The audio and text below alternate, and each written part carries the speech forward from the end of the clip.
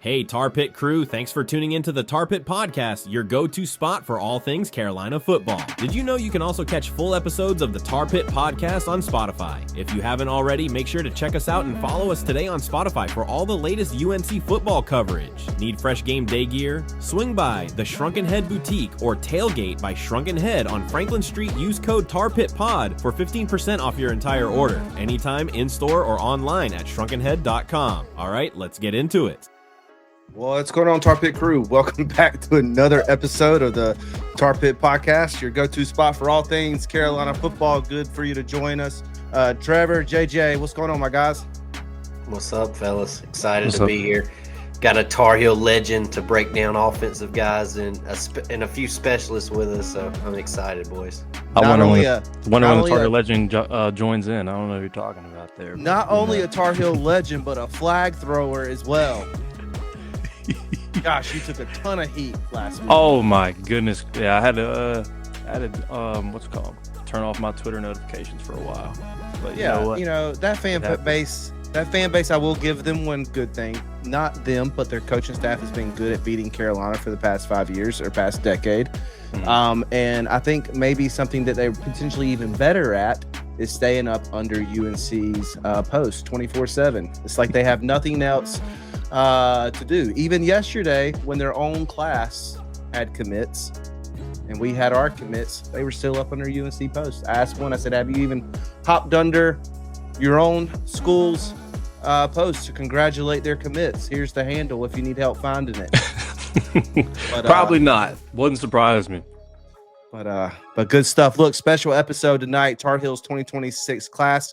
How we're doing it, we're doing two breakdowns. We're doing the offense and the defense separate. Tonight, it's all about the offense and also specialists, kicker and punter added in there as well. So tonight, it's 8:30. We're going to hop into this. And then Sunday, we'll be back live at 9, breaking down the defense. Man, it's going to be a good one. I think we got 19 players to get through. We've got some film on all of them, and then also something that you can look forward to as we break these players down over the next month. You will be able to visit YouTube and you will be able to find the individual clip for each player. So Trayshawn Ruffin per se, or Carnell Warren, you'll be able to go find their 3 to 5 minute clips specifically on YouTube, so you don't have to watch the whole stream or scroll through to find the specific player that you're looking for. Look, before we hop in, do us a massive favor. Be sure to give this video a like, a thumbs up, a share, whatever platform you're listening on. It will go a long way. We're trying to reach as many as people as possible. We're a grassroots podcast here at the Tar Pit Podcast. So, boys, we ready to get into it? Yes, sir. Yeah, we're gonna work on loading some more media in here too, Chris. I know I've got down to the very bottom of this list, and tons of guys to talk about, tons of talent. The future's bright in Chapel Hill. Yeah, well, let's go ahead and jump into it. First up is our guy Travis Burgess. We've had the opportunity to, get to know his family, get to know him. He worked with us, I think yesterday it was. Man, the days go by quick, right?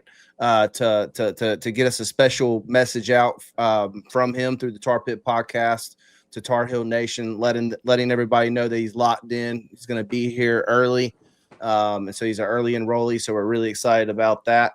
But look, a native from Grayson, Georgia. I attended Grayson High School, 4-star. Was late to the recruitment process. I think we covered it a little bit last night in our instant reactions. In my opinion, going down to the wire, he was still a little bit under recruited, I would say. Definitely speaking with his family and getting a better understanding around their process. Elite 11 attender as well, competed at a high level there. So not only was he under recruited, but it seemed like at the last minute, the national media and recruiters started to take notice. It came down between Auburn, and it also came down between NC State. And they took visits with all those in-home visits, and Carolina came out on top, and we're thankful for that. Trevor, I'm going to kick it to you first. Give me kind of your overall thoughts. He helped lead the Rams to a Georgia 6A state championship with an overall record of 14-1 last year. Of course, this year, he had the unfortunate tear of the ACL there, but came back in and willed his team to victory. But kind of give me your overall thoughts and measurables and some of the things that Tar Heel fans can look forward to when it comes to Travis Burgess. Yeah, obviously with Travis, man, I hate that the injury happened because we had saw him jump up the recruiting rankings at the start after his performance at the Elite 11. Man, he shot up the recruiting rankings, and he was like he was the highest rated quarterback commit we've had since Drake, and he was like borderline 5-star as high as he had went up.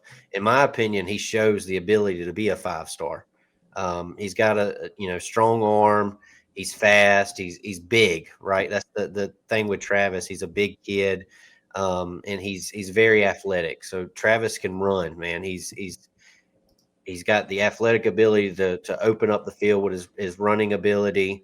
There's a good accurate ball, and then with Grayson, man, they're a powerhouse program in Georgia. And we talked to his dad. And I remember when we were talking to his dad, he was like, Travis didn't start playing quarterback till like late. He started playing quarterback late. We were late to the recruiting thing. We moved around. We finally settled on Grayson. And his first year with them, with a new coach, they go in and win a state title. And that's Georgia playing, high quality football. So Travis is a kid that I'm very excited to get. And I think that he can really turn into, hopefully, we went through those where we had JJ, Sam Howell, the Drake May. Travis Burgess has that ability to be one of those guys, in my opinion. You're on mute, Chris. You're muted, Chris. Yeah, sorry guys. I want to get it over to Troy real quick before I kick it over to JJ. Also, one quick note: I don't think I'm going to be able to get all three of y'all's opinions in here tonight. We'll probably be in here till about 11:59. Skip me because I'm loading in media too. So feel free to skip me. Okay, all right. JJ, what's your overall thoughts of Travis Burgess? I know you've kind of kept up with him, leading up to commitment and also signing day. I was definitely excited to bring him in. He's also, I would like to say, a kid that's been a leader in this class, right? And so that's good to see. So what's your thoughts, JJ? No, I definitely like that he's a leader. I remember through my recruiting process, whenever Drake had committed to UNC, flipped from Alabama, he kind of took the reins of our class and talked to all the commits and told us what our careers were going to look like. And so when you have a quarterback in your commitment class that wants to be the head guy, wants to be the leader, and everybody wants to play for them, I think that's a great thing. And I think he possesses that. I think he does have great talent. I went back, I watched some of his games. He does have that 5-star ability to go out there and play. And the quarterback is this is going to be a really uncomfortable situation for the next couple years at UNC for this quarterback play. You don't understand. You don't really know who's going to be that guy. I mean, we had some troubles this past season, and I can only imagine who might leave this upcoming season with the transfer portal right around the corner. So when you bring in a guy like him, I'm excited to see his early development. I'm glad he's coming in early in the spring because that helps you, one, learn the playbook, two, get bigger, faster, stronger against these college football guys, and hopefully he's ready to go. Hopefully by his sophomore year, you never know, he might be able to make a big leap next year. Yeah, that's all good points, JJ. Also, I want you to be thinking about right before we transition to our guy Crew Davis, who we've also gotten to know through Behind the Commitment. Also, I'd like to say if you're looking for a lot more in depth on Travis Burgess, we did a Behind the Commitment with him. You can go back to the YouTube.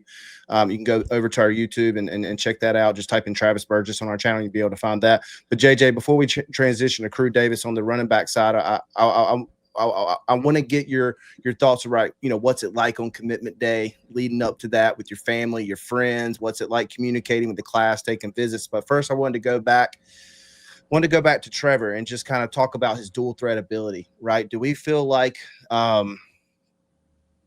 his passing and his running is both option A's, right? Like, a lot of quarterbacks or some quarterbacks out there, they're equally in the arsenal for them. Or do you feel like he's a throw pass quarterback and only has to escape the pocket if needed? Trevor, give me some of your thoughts on that. I mean, I think he's a passer first, but the kid is fast. I'm not watching him in person, right? But he's playing high level ball in Georgia. And I remember I watched it was the first game of the year. I think he got hurt, pretty early in the season, but his first game of the year, the dude is like, he can stretch the field with the legs, man. And what is he? He's 6'5". You know, he's a ball player, but he's everything, I think, man. He's a dual threat. He can throw it, he can run. And he really reminds me, I'm not going to say Drake, but his build, right? Big guy, long legs, athletic.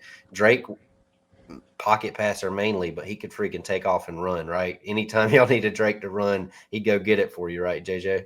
Oh, absolutely. Like he was a baller, he was a competitor, he was a gamer. That's what we called him. Like, you know, he was good on his feet. He was a dual threat. He wasn't really a dual threat guy, but like you said, if he needed to go get the first down and he wanted it, that's what he was going to do. Mute, Chris. Gosh, I've It's been trying got to. him 2 times tonight. We're going to I start know. making Chris donate to a I'm jar. I'm just like used to keeping it organic, but I don't know if if the listeners can hear, but we're having some feedback. So someone's headphones are too loud or something. So I've been trying to like mute my mic while I'm not talking. I'm just not used to doing that. So I'll try to get better at that as we go through tonight. But man, check this out, JJ. You're getting a lot of love in here, man. Legend for the NC State flag throw. Regardless, even though we lost that game, I love that you just like stood up, you know, in that moment. That was awesome. But, you know, we keep it here at the Tar Pit Podcast. Of course, we hate our rivals and all that stuff, but we're not ones to, we keep it real, right? So if I feel like I need to, not need to, but I have a comp for Travis, I'm going to give it. I will say, while he had a very up and down year, I don't believe the quarterback that I'm about to mention is that type of up and down quarterback, and that's CJ Bailey over at NC State.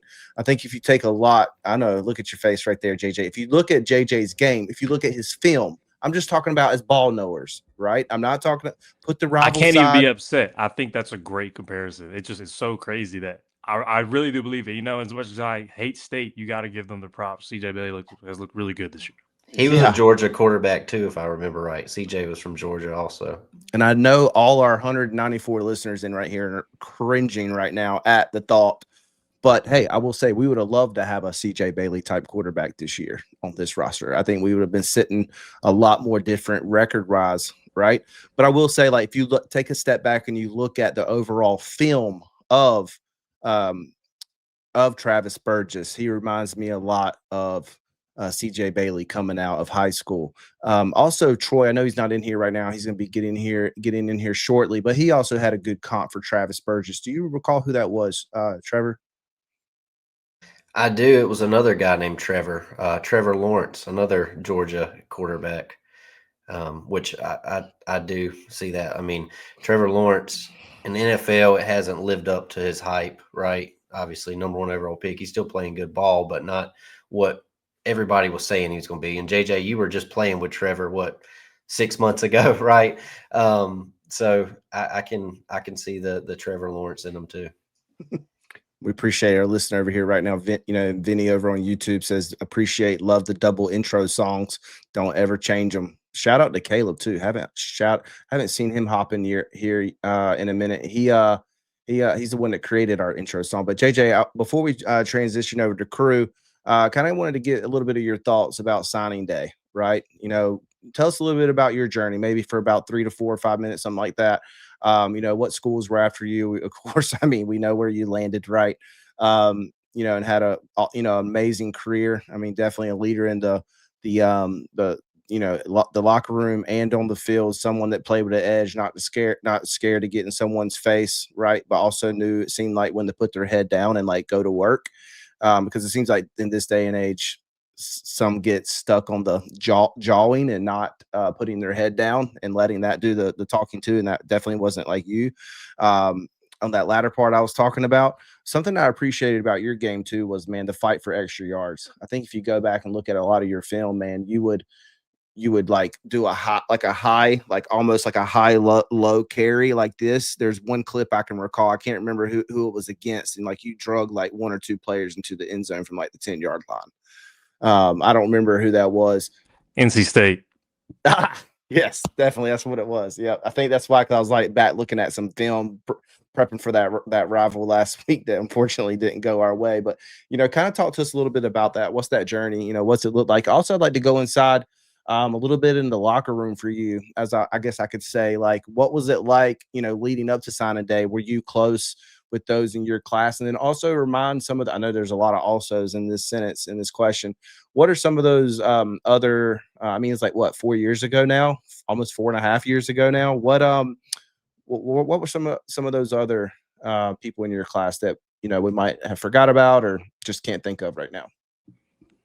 Yeah, I mean, I think growing up a college football fan, wanting to play college football, signing day, and sitting down at the podium and being in front of your school and seeing everybody watch you sign a paper, go to your school. I think that's kind of the biggest dream that a lot of kids like me had. I know for me, it was during COVID, so we weren't allowed to have like an actual signing day present. So I actually had to go to the local rec center. I signed in front of my family and the news, and that was it. So it was really unorthodox for the most part, but I think it's something that every kid loves to do. This National Signing Day, it's just something that we all love and we all know about. Um, it was also a very crazy time because remember at this point in time, Tony Grimes was reclassifying to our class, and we were trying to make sure that he signed. And I remember getting on the phone with one of my best friend Diego Pounds the day of signing. It was between UNC and Penn State, and he genuinely was thinking about signing to Penn State, and then he came to UNC. But there's just so much going on throughout signing day, and I think my class, which of 2021, there might have been 7 or 8 of us that actually stayed through our senior year at UNC. So it was definitely tough through the back end of my career, knowing that people I came in with are no longer with the team, or like with guys like Drake who left early, or we had a lot of people transfer our freshman and sophomore year. But it's also really good to build that chemistry and that team chemistry right away. I remember the guys I came in with in the spring, those early enrollees, like those, we still have a group chat to this day. We text in it, like they're all best friends, we're all close. And I think you gotta understand this is our first time being away from our parents. So it's good for us to meet our teammates and build that bond, build that brotherhood so we can still feel like we have a family close to us. I think once you get to that campus and once you find out who your teammates are, and I'm a big fan on recruiting trips, a lot of commits being friends outside of football. I think that's an amazing thing. But when you put that pen to paper and you see, okay, my brother is actually coming to this school, like he can't flip, like he's coming to play for me, he's coming to play with me. I think it's a great feeling that a lot of people don't understand that it's something that you just can't. It's hard to put into words. So it's an awesome feeling just to be able to put that pen to paper and just go and start your college career. That's awesome, man. One thing I'd love to pick your brain on one day, or just hear the story, maybe not on stream. So sorry, everybody listening. I'd love to get Diego's Pound's thoughts right now with him over at Ole Miss, or just like hear some of the stories. Maybe one day he can do a tell-all story with the Tar Pit, like former player of Carolina football. Because hey, I mean, maybe he's like Caleb Love and has forever a Tar Heel on his shoe or whatever that was, right? So I'm sure that he maybe I don't know. I can't speak for him, but I was gonna say loves Chapel Hill still, or likes Chapel Hill, but Chapel Hill is a special place. I know I've talked with some people, once they leave Chapel Hill, they still love it, regardless if they're moved on to a different school or not. Trevor, you got anything last thoughts before we? I just realized I didn't share any media, unfortunately. No, you're good. I was wondering. I pulled it out, so I ain't gonna put it back in there. But I mean, Travis is a guy that has a bright future. I think if we can put the right pieces around him, Yeah, and develop him, like he's got a lot of ability. So I'm excited to watch his future. Okay, so one last thing. I mean, he's potentially going to be I guess you could say, franchise quarterback, right? I guess, right? I guess you could use that term now in college football. But so let's spend like 2 or 3 more minutes here on Travis. Let's talk about, was late to recruiting. Moved over to Grayson, Georgia. And so Trevor, this is where it's a little fuzzy for me. You did a little bit more background work leading into tonight on Travis. I know he was late to the game at playing quarterback. How do we feel about that? And then, of course, we're not sure if he's going to be 100% ready, going in the next year, coming off that ACL tear. The ACC is tearing apart, it seems like, too, as well, daily. But the ACL tear. I mean, we've seen him. Travis has posted videos. Obviously, I'm sure most of our listeners have saw it. He looks like the rehab's doing good. I'm not worried about, and I don't know exact. I want to. This is going off when we talked to his dad. I don't, that was a while back, but I want to say he told us he started playing quarterback a little later on, right? Right. I know he's a multi-sport athlete, really good basketball player, but when you look what Travis, go back to what he just did at Elite 11. Kid went down there with the top. I don't know how many total kids it is that they bring out there, but he was one of the Elite 11 finalists. He ended up finishing, I want to say, top 5. And in my opinion, he could have freaking won it. It went to Rajah Bell's son, a Texas commit. He ended up winning it. But when they posted all those workouts, Travis was right there with all these kids that are ranked up, top quarterback in the country. So I'm not worried at all. I think you not only, I mean, Drake May, we saw anything we see it in the NFL, the play can go completely wrong. Drake will freaking make a play, right? It's going to be a little bit harder with Travis coming in. We can't expect him to come in as a true freshman and light the world on fire, right? Sam Howell did it, but that's not going to happen. It's going to take time for him to get developed, which Bill Belichick has proved he's one of the best developers in football, right? He can develop guys. So if we put the right pieces around him, I really think Travis is an NFL player one day, right? He's got that ability. So I'm not worried. I'm not worried when it comes to, if he can stay healthy, that's a worry. Anytime you have an injury early in your career, you're going to be worried about that. But I think he's got all the ability to be very good. Gotcha. All good stuff.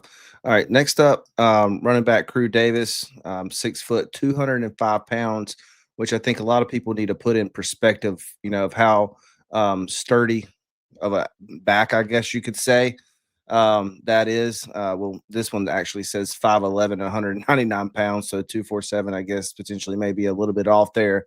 But I mean, posted, a little bit north of 2,000 total yards, 23 touchdowns during junior campaign, helping his high school win a state championship.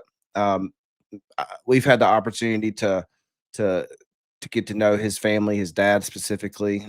Joshua, he served in the military. His dad played, I believe it was at Army. So just comes from a very athletic sport family. His sister plays college.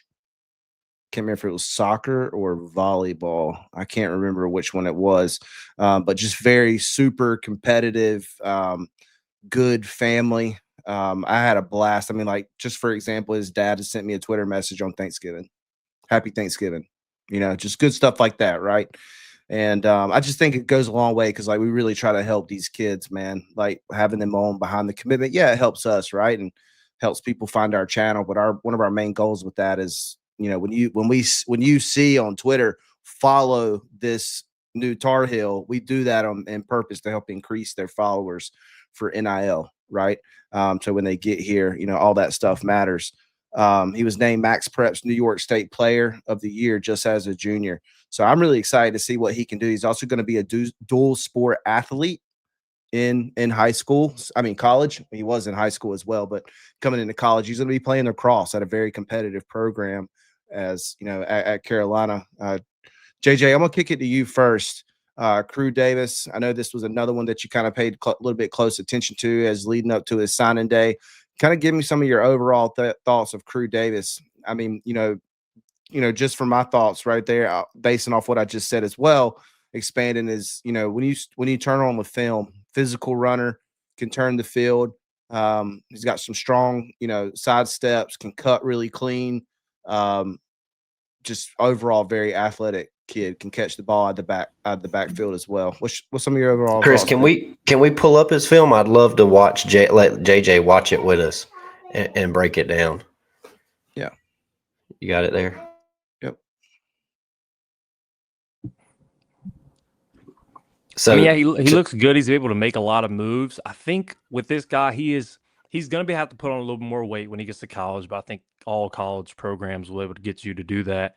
I think this is vital right here, being able to catch out of the backfield. I know for a lot of kids coming out of high school as a running back, usually if they're a run heavy team, they don't have the best hands coming into college, and I've seen that happen a lot before. But see, with getting them out into space and letting them run a seam route from the out the backfield, like that's something you can't teach. That's something that, he's up. The fact that he has that now is going to just upgrade his game plan. The only thing about the running back room though is we have so many guys in there. I want to see if he can come in.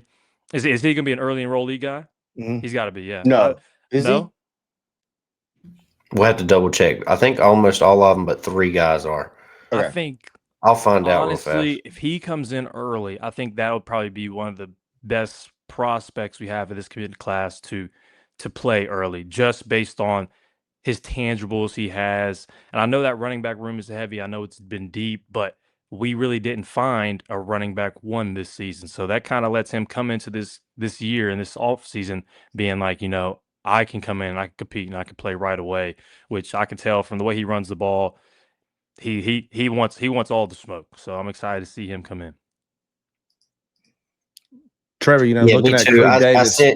I sent Crew a message real quick. We'll see how quick he gets back to us to see if he's an early enrollee, because I do All want to know that. But just going off I don't think we read his stats. So in 11 games this year, 1,257 yards on the ground, 15 touchdowns, 396 yards receiving, 3 touchdowns receiving.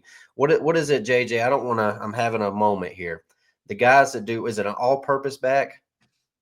They can do both receiving, all-purpose back. Yeah.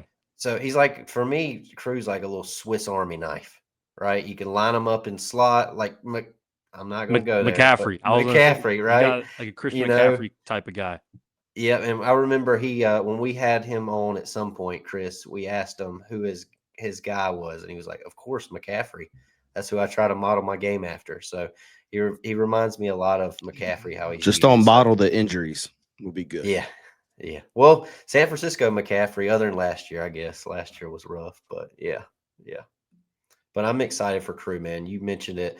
Almost all of these kids that we've met, I mean, he just all hit of you them that back. we've met are he said, "Yes, sir. See you in January." So he is an early enrollee. So that's awesome. So I think that's perfect for him, man, to come in and learn the playbook and get with the strength staff. I think that's probably the biggest thing that recruits and commits have to learn when you get into January is, you don't lift with the team. Like that's a lot of people don't understand. Like when you come in your class, you guys have your own lifting schedule, your own eating meal plan. So you guys are going to be together the whole time. But I think if he gets under Coach, I believe it's Moses, his staff, I think he'll do a great job. And, if it's not being the running back, I think he'll find a great spot for him on the special teams. I know running backs are, very vital on special teams. So it would be a great opportunity for him to get on the field early. Good stuff. Any closing thoughts on Crew Davis? Just excited for him to get another kid. I don't know if you mentioned his dad played football at Army. Comes from a good background, very good head on his shoulder. So excited for him to get to Chapel Hill. Yeah. All right, man. Good stuff, guys. Appreciate your thoughts there on Crew Davis, our guy coming in at 6 foot, 205. I know I'm excited to have him. All right, we're going to be transitioning over to the wide receiver group, which turns JJ up, or however they say it these days. Do us a favor if you tuned in. We're sitting around 250 right now. Give us a share, give us a retweet. Also, drop a questions or thoughts. Man, taking a look at the wide receiver room. And JJ, just a heads up, I'm gonna kick it to you first. Chapman 4-star, but listen to this. 1, 2. We got 2 receivers in the 2026 class that are 6'4" plus. Then we got one that is 6'2", one that is 6'1", and then an athletic that is 6 foot. And then one of our highest rated players is 5'9.5. But Chapman, 6'4", 195 pounds, offer sheet, a mile long. I'm excited about him. Chapman, he's got another brother that was committed to Carolina, but decommitted, I believe it was, or has taken a step back in his recruitment. It might be going somewhere else, which is interesting because they wanted to play together. That was something that we heard a lot. So JJ, I know that you did a lot of work leading up to tonight, checking out these wide receivers as that is your position. What's your thoughts overall? Let's get your overall thoughts without dropping any names of the wide receiver room, and then we'll move into Chapman. Yeah, I think this staff did a great job in finding receivers who can make big time plays and have length on the outside. I've been able to watch all of their film. In terms of the big guys, like a lot of 6'4", but when you have a 6'4" receiver, usually coming out of high school, you want to throw them outside. Okay, we don't want to put them in the slot yet. I don't think they can move too well. But there's a couple guys on this list where I've said, okay, you could put these guys inside, and I'm not worried about that. And then I'm just worried about. I'm excited to see them work with Ship because Ship's gonna have all the eyes on him next season. So I really see one of these young guys coming in and playing right away. Whether it's we'll dive into which one I think will be able to be a true freshman starter, but I really like this class. I love the way they all play, and they're all multi-sport athletes, which I don't think a lot of people understand. They expect us to play just football and be faithful to football, so you don't get hurt playing a different sport. But I think Tom Brady said it the other day as well. Coaches want multi-sport athletes because it just shows you their competitiveness, their nature, their will to win. And all these guys play multiple sports, and they are very great at their sports. So, and it's been a while since UNC's really had those big, long, rangy receivers. I know when my all 4 years I was there, I was probably one of the tallest ones, and I'm capped off at 6'3". You look back at the Bo Corraleses and the Antoine Greens, but recently we've been kind of finding the shorter guys who can get in and out the zones. But I'm excited to see a lot more range on the outside, just so we can have some field stretchers. Like I said, man, this is probably my favorite group. I'm not trying to be biased because I'm a receiver, but I think in terms of the way this new offense works and the way this new offense is, you need to find big guys who are going to make the catches, to make the possession catches, and take the top off the defense. You were talking about your time playing at Carolina and the size. I'm not trying to call you out and say you're wrong. I just don't remember. What was Tez Walker? Tez was, I think he was probably 6'1"? 6'2", 6'1", 6'1". Yeah. Okay. All right. Well, let's get in here. Red Chapman, as I kind of already did the intro on him.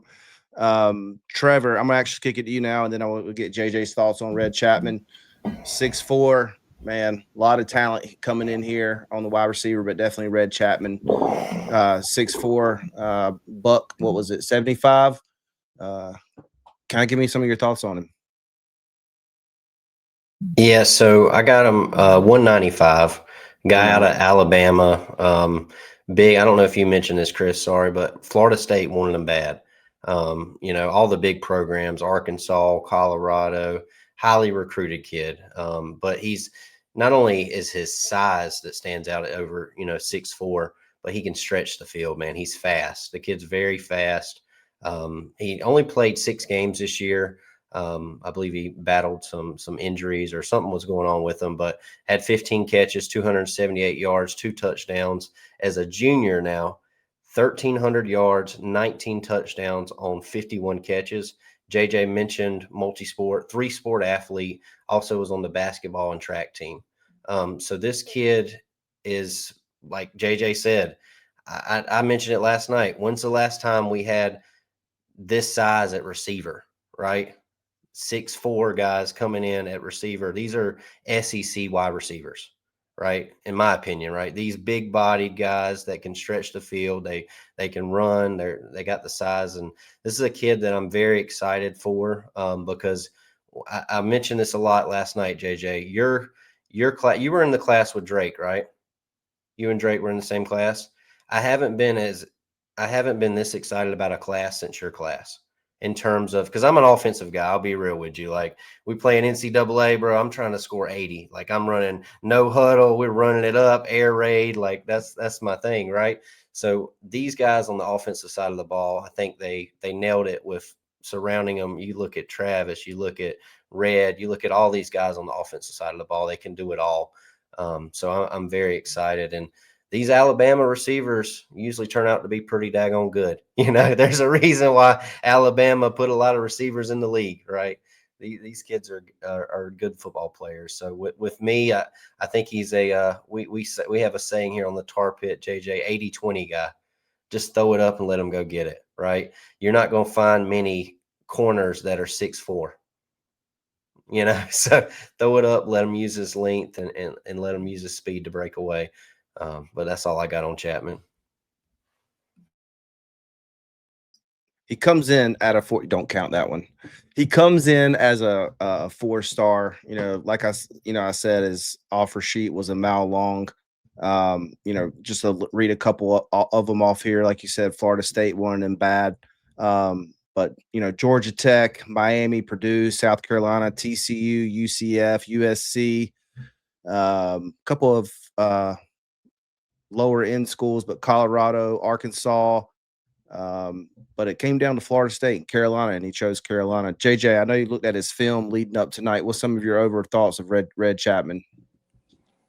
Yeah, I think this is my guy. This is the one who I think can play immediately as a true freshman. I think with his length, his size, and his speed, it's something that Carolina offense hasn't seen in a very long time.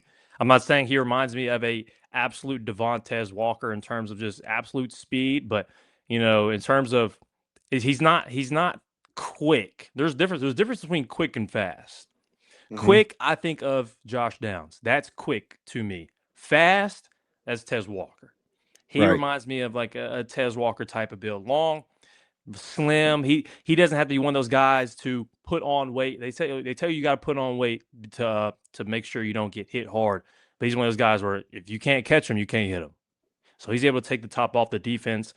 And it's you got, like I said, he's from Alabama, and I'm really excited. I'm glad that we were able to pick him out of Alabama without Alabama or Auburn really picking up this guy. I know he's a 4-star player. I know Florida State wanted him really bad. I think this is a really, really big win in terms of UNC on the offense. You know, like I said, I think this is probably my guy on the offensive side of the ball who I think if they do the things the right way, if they are able to learn the playbook, I think he's be the one to play as soon as possible. Love it, love it. Let's go ahead and go to the next one. While we got Troy popping on the screen. Troy, it's good for you to hop in here and joining us. Yeah, man. Sorry about that, dude. I had most of them pulled, and I had the last little bit of the list to get to, and then the kicker and the punter. So we're good. Yeah, before I ask Troy this question, like I said, you can find us over tonight on you know, X, Facebook, and YouTube. Do us a favor, you know, give the stream a like and a share out. It's good to have JJ in here with us, and then Troy as well, as always. And then Trevor's going to be back on in a minute. I didn't want to get your opinion per se on Chapman, Troy, because I feel like you're going to have quite a bit to say about the next guy. This is your guy. Just as JJ had quite a bit to say about Chapman, this next one up is your guy, CJ Sadler out of Michigan. I think it came down. You know, I think Michigan wanted him pretty bad. I believe it was, right? Troy, offer sheet long. He's one of our highest ranking recruits according to 247, 4-star wide receiver. Only at 5'9", 185, Detroit, Michigan, Cass Technical High School. Troy, get in here, kind of give us your overall thoughts. Why do you think he is a dog? I know you like his ability to talk. I love the moment when they were shaking hands in the beginning. Start us off, if you will, with that. Yeah, I wish I had that clip, and we've got it somewhere in the archives of CJ Sadler's file.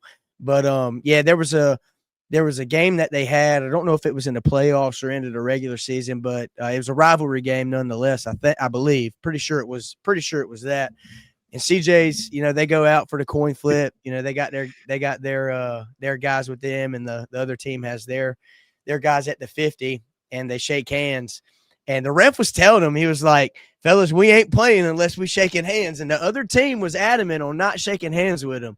And CJ's just sitting there agging it on, throwing kerosene on the fire. Like, number whatever, I seen him cry. I seen you cry. You ain't really like that. You ain't like that. You ain't tough. He's like, this man cry sitting here doing this or whatever, just talking.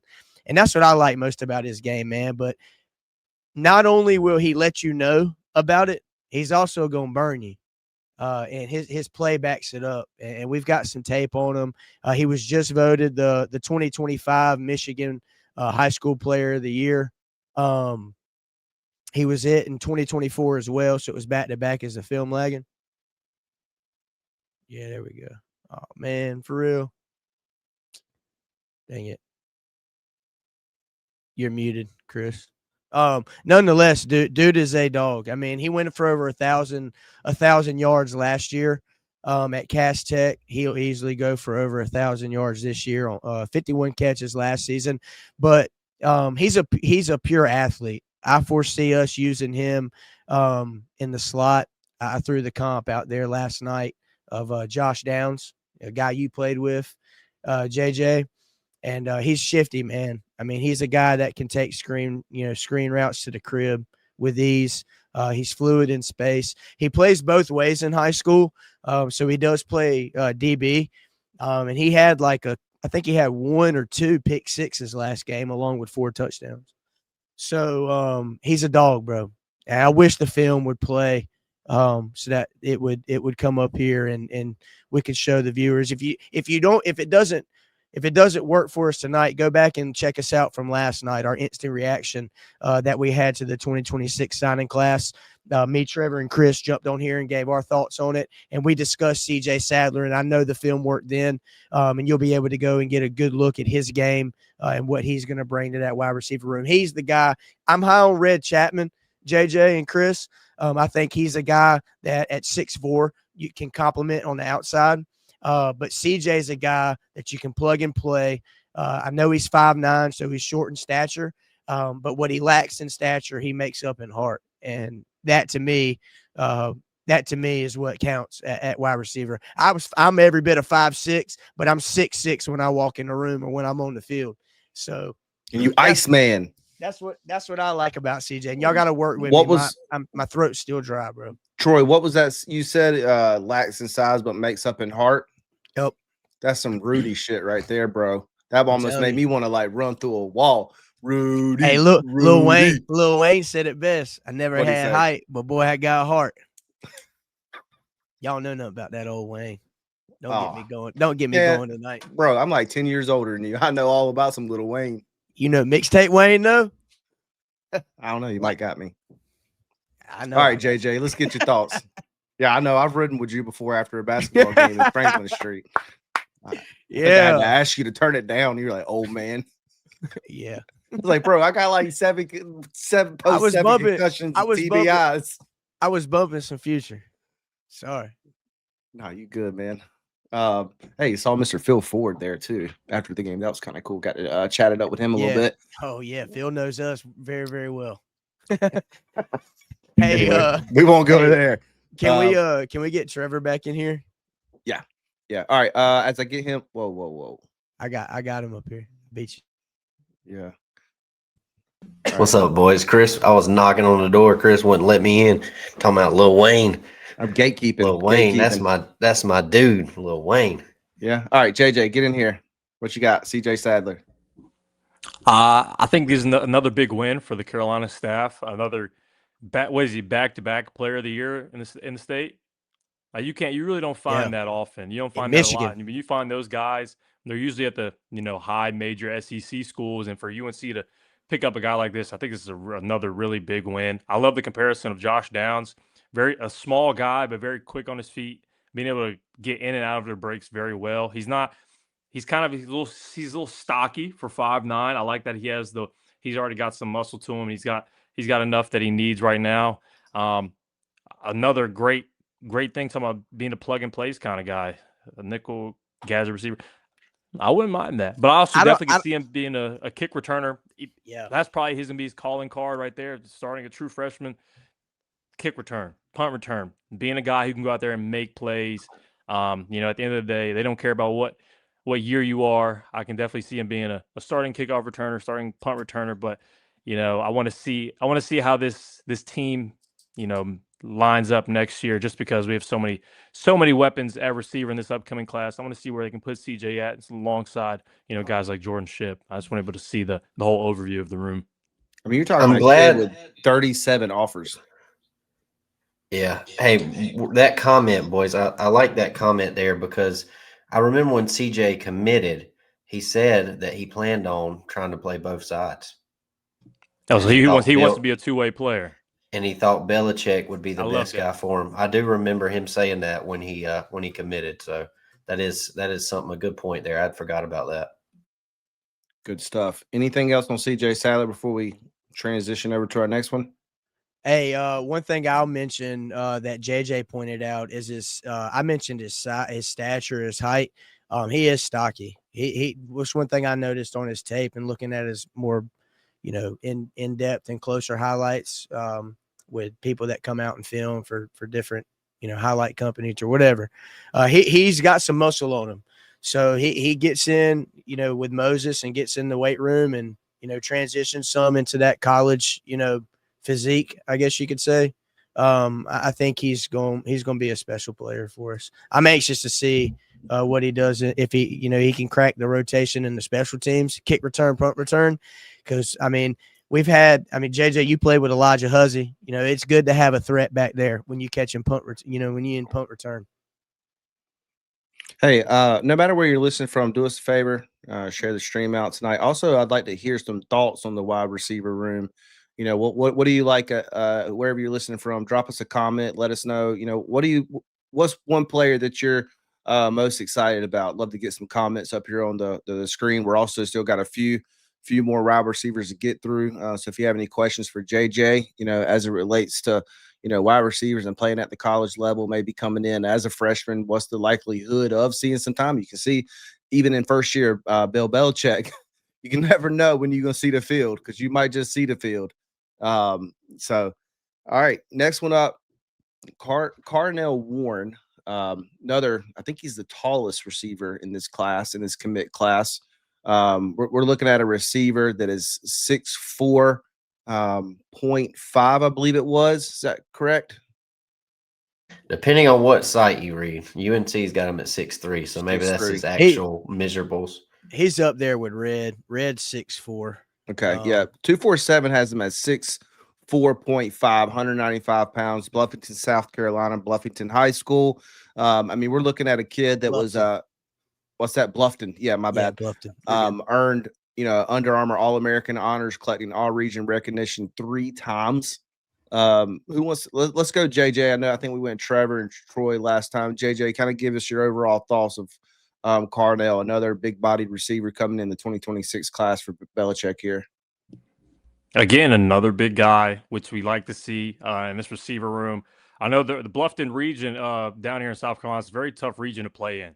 So for him to win, have all region honors 3 years, that's a tremendous thing for him. I love the way he plays. Another guy who can stretch the field. I think he's more of a little more of a physical receiver than Red is. I know they're about the same height, but in terms of just wanting the ball, he's the kind of guy where, like right here, we'll probably see a one-on-one fade, go up and get it. That's what I like to see. Another 80-20 ball. It's not 50-50. They're all 80-20. And for this guy right here, I want to see 90-10 because the way he's going up, he's attacking the ball at the highest point. He's using his size, he's using his frame, and that's everything you want to see from a big receiver. Give me that. That's probably my biggest pet peeve is a over 6'2", 6'3" receiver, and you're not using your body the way that ain't getting up and getting it. Yeah, so he's getting up there too. I pulled that clip from NFL on ESPN. They posted that and talked about him on a Monday Night Football episode. And because of this catch, he got the NFL Way to Play High School Award. And the NFL donated $3,000 to his high school because of this play. So I was like, dang, that's pretty sick to go out there and make this play get talked about on ESPN and get your high school $3,000 for a receiving touchdown. That's pretty sick. Hey, one quick note here. You know that this type of receiver right here, where we needed in this situational position last year, situational football, right before halftime, throwing it up against Virginia, and the receiver tried to reach back and go over that DB. Right, what, from this season.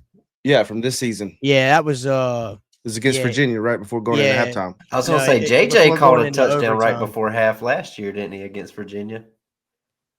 I thought you were talking JJ for a second. Hold on. No, what'd you say, Troy? Yeah, I think it was before going into overtime. It was before going into overtime. It was before going into halftime. Because I think that halftime was a missed kick, right? Yeah, and then they took the halftime was the Reese Verhoff missed field goal. Was this the pass to Madrid? Tucker down the field? Yep. Yeah, Yeah. this is the kind of situation where, I mean, I understand Madrid was having a great game. All props to Madrid Tucker for, balling out this season. But this is the kind of play you want to give to your big body guy who can go up and make those catches just because it's easier for him. It's not trying to be just schematically just mean, but like a ball like that, it's way easier for a guy who's 6'4", using his size, using his Yeah. frame.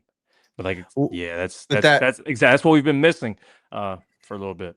But What Troy, I real quick, if I could add why Yeah. I brought that up, I know I got the timing of the game wrong, but that No, you're good. specific play Good.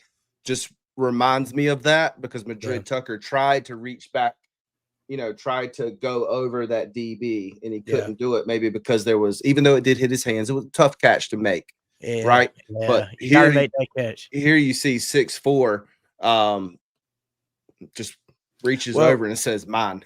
Well, what I like about Carnell's game is he's a good blend of speed and height. He's got the ability, you can throw it up to him on a go route and he can run up underneath it. Or you can throw it up in a, red zone situation and him go high point to football, or in a situation like Madrid was in against Virginia. You know what I mean? He's got the wheels, to get behind the defense. And if it's a ball that he needs to go up and make a play, he's also got the height and the ability to high point the football and go up. And like JJ said, turn those 50-50 balls into, 70-30, 80-20 balls. So I like if there's a wide receiver in this class that I don't think is talked about enough, is Carnell Warren. There's a couple from what I've seen in tape. I think some of the, we talk about Red and we talk about CJ.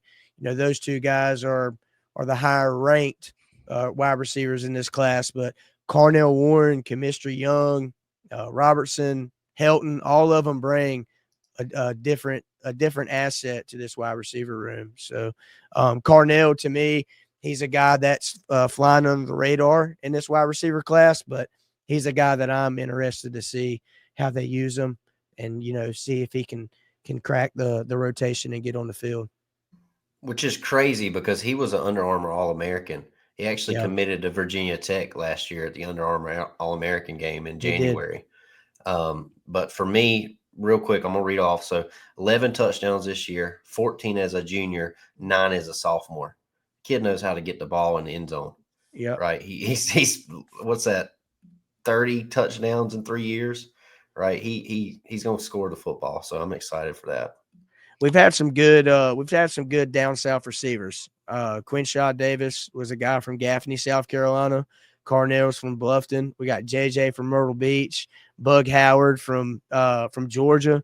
So there's a lot of good receivers historically in Carolina's receiver room that come from the state of South Carolina. So there's another one. We got another one from Dillon, who I think is that's JJ's boy, ain't it? Yeah. I'm excited for that one. What's something that's kind of interesting to point out too, if you look at a lot of these, if you follow these now commits that have signed, but during the recruiting process, there's a few in here that I would say that Belichick, I guess you could say, lockered some of these crystal ball prediction people, on 247, and that's a very hard job, right? But a lot of times when they do a crystal ball, they've been specifically told by the player, right? So I mean, most of the time they're not just shooting a complete something in the dark. But if you look at Carnell Warren, he was one that was crystal balled to Virginia Tech, and this isn't the only one that was crystal balled somewhere. And something else that I like to see is that Carnell Warren's from South Carolina. Belichick and team recruiting staff, I think they did a really good job of going into SEC country, Big Ten country. Michigan's in the Big Ten, right? Yeah, just having a brain fart right now, but yeah. And then also, the SEC country down in Alabama, right, with some of the other players. I think they did a good job across the board. I know that people could say, talking about the defense, Trayshawn Ruffin, North Carolina kid, Texas A&M, but got him to come back. So Troy, I think you wanted to get in here for a second on that. I forgot what I was going to say, to be honest with you. So okay, no worry. But I will tell you this: you tip the hat to the staff about going into different regions, in the country to pull these recruits out. And being able to pull off some of the flips that they've done too. I've liked the widening of Carolina's recruiting board. We're seeing us go over to California and pull guys and get them to come over to the East Coast. I mean, when's the last time we had a football player from New York? I mean, I'm sure there's probably been one, but I mean, a recruit such as Crew Davis, coming from New York. I mean, I love the expansion of the recruiting board, and some of these regions that we're tapping into. It shows the persistency and just where the coaching staff wants to go with it. Good stuff.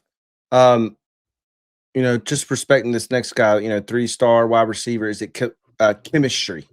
Yeah, that's right? that's the way when I was looking at it, I was pronouncing it chemistry or however it was. But then when I started looking at it more, it's like, chemistry.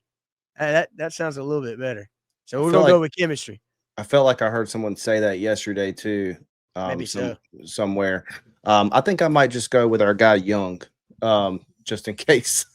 But Young and another guy, sitting at 6'2", 185 pounds, according to 247. We got a graphic for him. Let's see. And something that's pretty cool too is that shout out to the boys here. They reached out to UNC and asked for permission if we could use their graphics, and they got right back with us and said that was cool. So kudos to them. I think it was a 10 minutes later response. So they were quick. Who's our guy that we messaged? Robert, right? Yep. So he's been doing a good job for them. So he got back to us really quick. So they're doing awesome work. 6'2", 192 pounds. This is another guy, right, that took a visit to Purdue. Let's look at his. So he was committed to Purdue, and just flipped to us. And I want to say the end of November. So he announced to us on the 26th, but he was originally committed to Purdue. Yeah, he's a fast receiver too, right? I was going to say he's got wheels. He's from Florida. He's from Florida. Pick him up and put him down. Good point.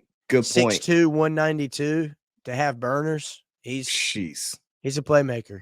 To dig into that more, JJ, listen to or everybody, but I say JJ because you were the D1 receiver, I guess. So 25 yards per catch. Well, thanks. Sorry, bro. Oh, God. I know. God almighty. I'm exiting.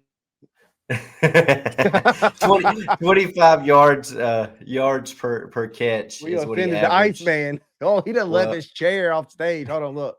He's gone. Right. He is gone.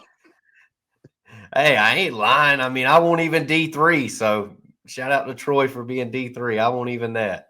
But with him, man, he is very fast, right? As a receiver out of Florida, I'm glad you brought that up, JJ. But his yards per catch, 25 yards, 25 catches, 626 yards as a junior, 10 touchdowns. As a sophomore, 22 catches, 433 yards, 19.7 yards per catch. And then his 200-meter dash, 23 seconds. Troy, I won't even D3, brother. I mean, I ain't throwing shade. I'm just calling it how it is. I'm just calling it how it is. You have no idea how hard I laughed. That was a great exit because I had to go use the bathroom. But you have no idea how hard I laughed when you said, "Shout out Troy going D3." No, I actually put you back on the screen there, showing you not in your chair that you were so offended. No, it was fun. That was pretty funny. So our guy Young, JJ, let's get you in here. I mean, looking at his offer sheet, I mean, good God. I mean, we were able to pull him out. I mean, he was assigned a recruiter too. You know, a lot of times when you look at 247, when there's interest, right, they log a recruiter. And he had a recruiter for Miami, Kevin Beard, down there. And Miami's done a great job being able to recruit their own state, I believe. I know Troy and Trevor, y'all pay attention more to a national level. Would that be true? What was the question? Miami can, with their NIL, they do about whatever. Usually, if there's anybody they want, normally they'll go get them, right? Normally, yeah. But we stepping up our game. Yep. So, I mean, look, just listen to this. Miami, Louisville, which I think was ranked throughout this year a little bit on and off. Yeah. Michigan State, Mississippi State, Penn State probably fell apart there with he had a recruiter signed to him. What? JJ laughing probably fell apart there. I mean, fell apart. I mean, lost your coach. So, I mean, for Virginia Tech, oh, that's funny because I just went, Penn State to Virginia Tech. Yeah, I mean that fell apart too, but got back together a lot quicker than Penn State. Talk about a show over there, man. That's like one of those episodes. Yeah, they've tried to outbid BYU for their coach or whatever. I mean, that's one of those side episodes I'd love for us to just like have a Josh up where it's talking about. I mean, I know we were 4-8 this year, but Penn State, how badly they've screwed up and just letting Franklin go and thinking that they were going to be able to get something better. At this point, they've been lockered by everybody, even BYU at this point. I shouldn't say even BYU, but I mean, like the Mormon church got super involved in that recruitment. I don't know. I'm being serious. I don't know if y'all read about that. I mean, that's just true. It's the Mormon church college. Like they got some money down there, bro. They got the number one. They got the number one. I was about to say their basketball team is got an NBA salary. I mean, whoever thought BYU and basketball? All right, let's calm down. Let's calm down on Brigham Young. I mean, I was just saying, like, if you go back and like read that story, I mean, Penn State got lockered by the Mormon church and BYU. Go read about it. They like, oh yeah, I've seen Crumble it. Cookie Man stepped up and said no. I'm wondering. I saw that story. I was wondering if you were going to mention that because I don't know if that's true or not with the crumble cookie. I think that might have been a joke because I don't know, but it's interesting. Hold on, really quick, and we'll get back on track. But didn't BYU have a field storming this year? I don't. I don't stay up and watch much BYU football. Somebody in the chat let me know, but I believe they did. And the Crumble Cookie founder, which is a graduate of BYU. I mean, that's only how you become a fan of BYU. I feel like is if you're a graduate. Hey, I had so many created players that played for BYU in NCAA 14. Yeah, I love their jerseys. Just had to mention that. A little too close to Duke Blue to me, but where was I going? And I read a story about how he paid the fine for the storm fielding. Storm fielding. Storming the field. Yeah. Anyway, let's get back on track. JJ, yeah. Let's talk about Young. I love that. We just went on a 10-minute segment about Penn State getting lockered by the Mormon church and BYU. Pretty good stuff there. JJ, any thoughts on Young? I like especially in this first clip right here, seeing Young be able to play out in the slot. I think that's wait. How long has this been paused? For a while. JJ's like, guys, I thought I joined a professional podcast. Press play so we can roll this tape though. It is played. It's just frozen. Oh my gosh, are you serious? The film is even shook. It's the 1080. Yeah, we might have to go back shooting in 720 if this keeps happening. Anyway, go ahead, JJ. What you got? But yeah, I mean, just watching this film, another big, long range receiver who you can throw into the slot, which is kind of vital because, when you have a longer, bigger guy in the slot, it's kind of hard for, nickel corners to guard him. And you can't put a linebacker on a bigger guy. It's kind of tough, but I like that he's able to play on the inside and the outside. And like you said, he has track experience, so it's great that he has speed. I think that's kind of a common denominator for all these receivers, especially when we get talk about Robertson next. This whole class, they all have, breakaway speed and kind of the Chris Culliver speed that we all have been wanting to see all season long. And it's unfortunate how it just didn't work out this season, but I think these are all guys who can take the top off the defense, and that's what we missed this year. That's what we lacked. We lacked the big playmaking ability to make the deep ball throws.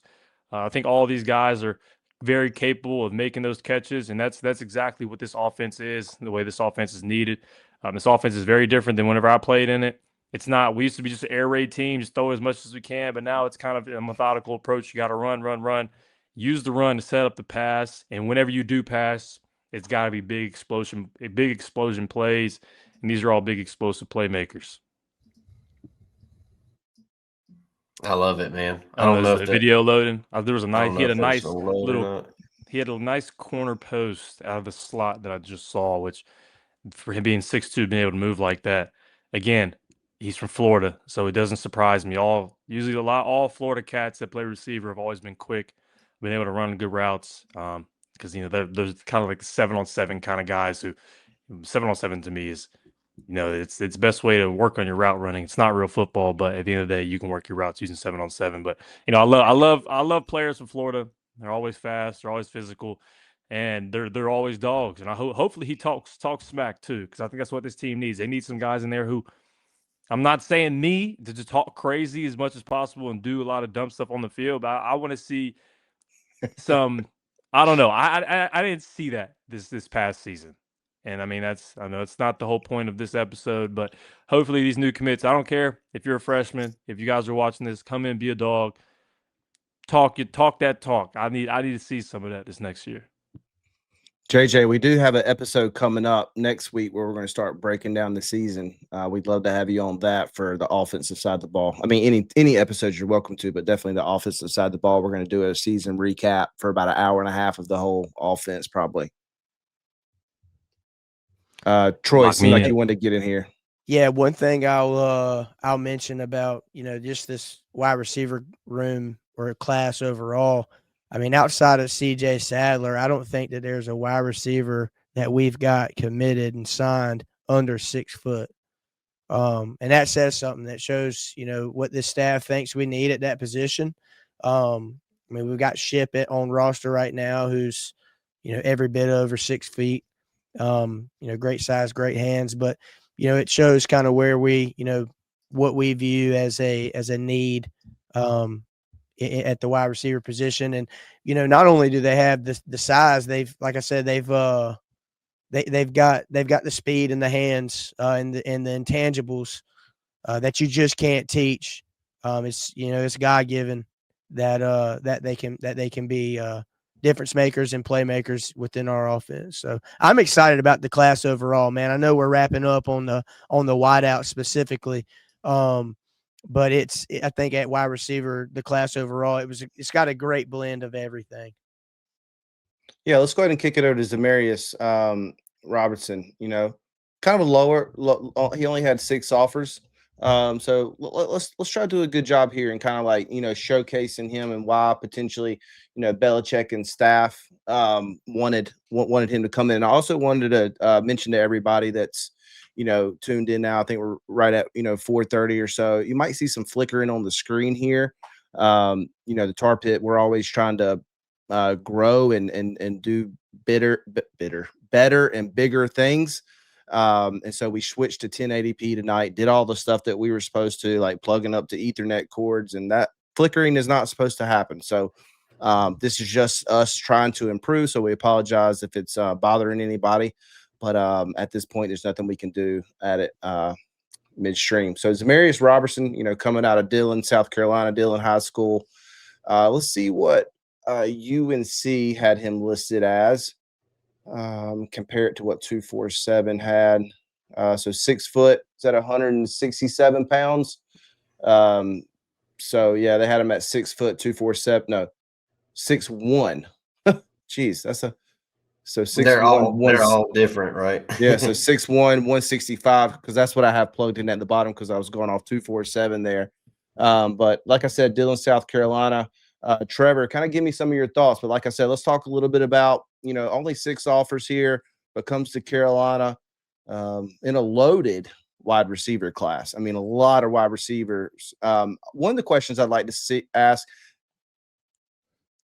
and this is for anybody at some point throughout this time, is this normal to see this type of number of receivers in a class? I feel like it's pretty high.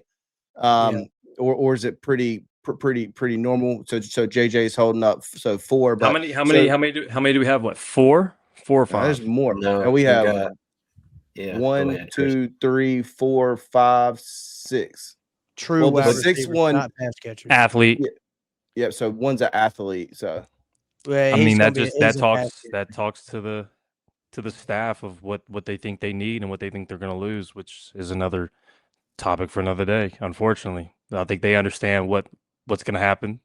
That is kind of high in terms of wide receiver commits. I think my class, we had 3. Class after me had 2. Class after that had 3, and then 3, and then 2. So I mean, you can't I bring will in say 40 commits and not have players leave. So one thing with this staff though, like I told you guys, I'm having a moment here. I can't think of his name, but there's a freshman we brought in at running back from Louisiana. I'm walking out with him one game. He's like, "Oh no, I'm a wide receiver now. They done switched me over." Um, I trade you Sam Howell jersey. Nah, James. I'm gonna have to. I already got a Sam too, man. I'm gonna have to get. I got to get room for Sam up there too. So I'm gonna have to pass on that one, James. I'm sorry, but I want to kick it to JJ. Oh yeah, that dude knows. I want to kick it to JJ here because you work out with him, right, JJ? oh, So I yeah, want JJ. yeah, I want JJ to talk about this cat here. yeah. I was trying to pull a picture on my phone to see how tall he was because I know we all took a picture together. I wanted to see it, how close and I think he's closer to 6'1" in my opinion. So he is a little bit more taller than a lot of people believe. But I know another South Carolina guy, very fast. Going back and watching this film, the most of his plays would come off the screens. Screenplay was kind of his biggest role, and I think that's kind of just a testament to him just being able to make plays with the ball in his hands. It's not, he doesn't have to get open. He's kind of a guy where another kind of gadget guy where you get him the ball and you let him go to work. Again, like he only had 6 offers. I believe it was Coastal Carolina, Eastern Carolina, and some of those kind of closer to South Carolina schools.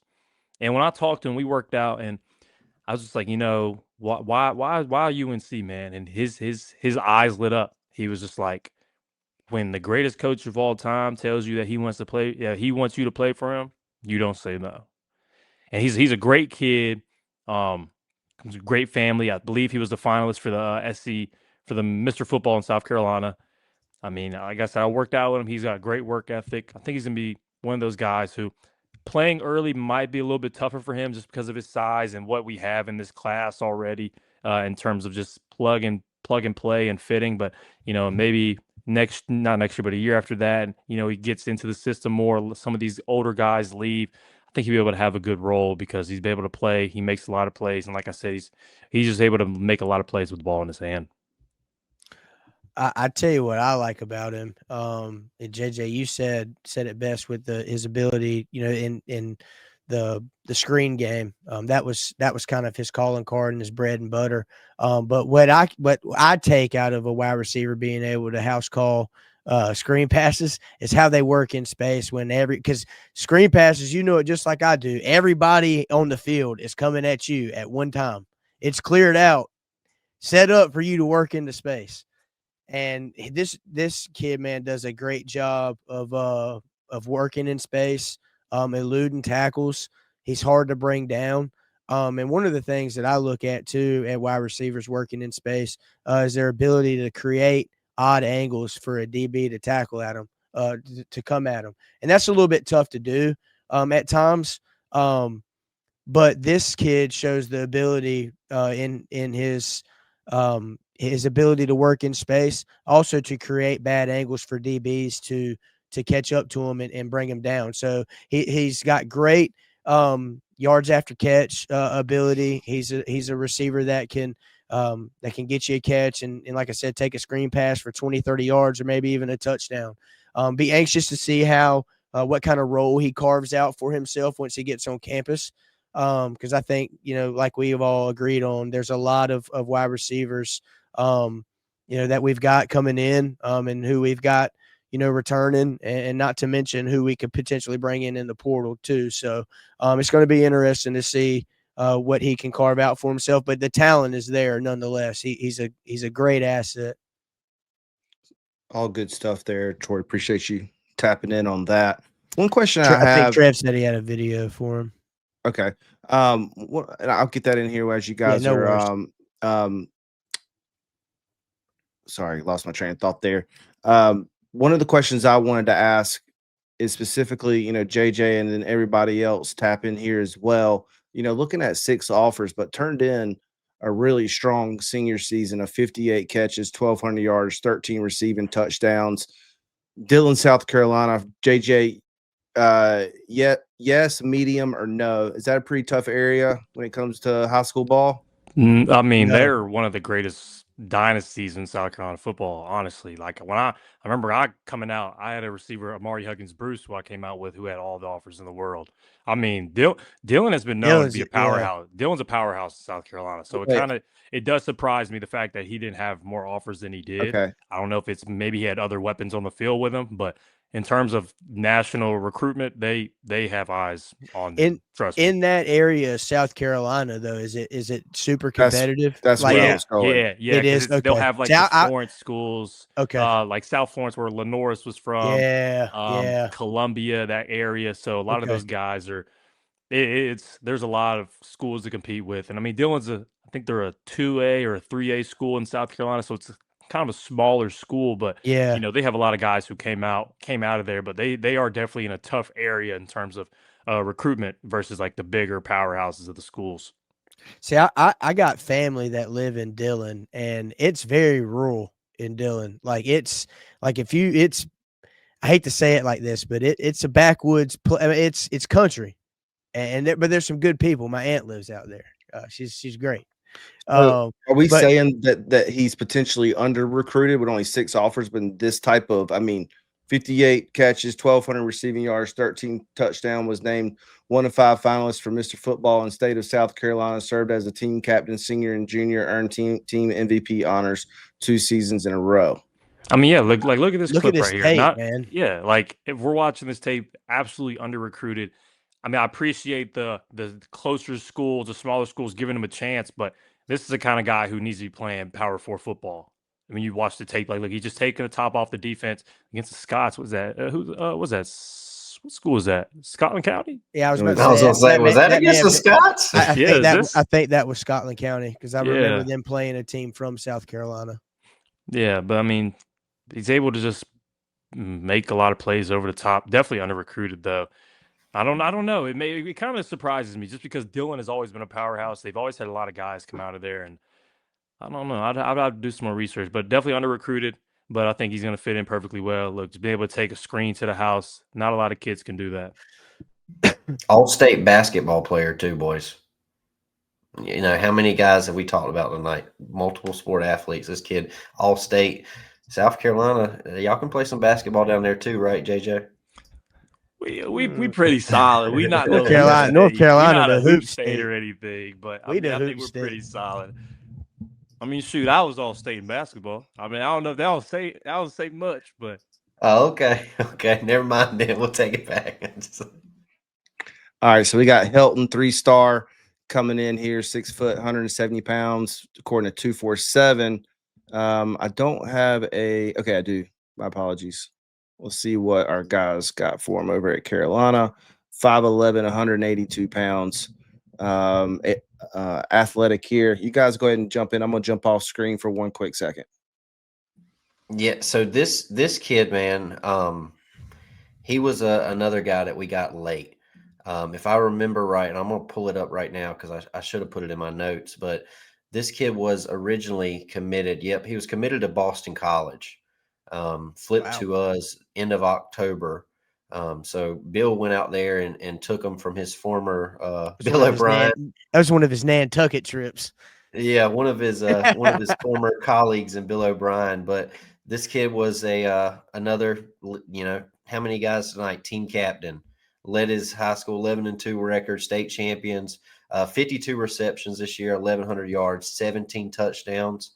And he's got with the 17 touchdowns, that was a single season receiving touchdown record for his high school this year at 17 touchdowns. So junior won another state championship, had 13 touchdowns. And as a sophomore, 33 receptions, 600 yards, also runs track, also plays basketball. This guy.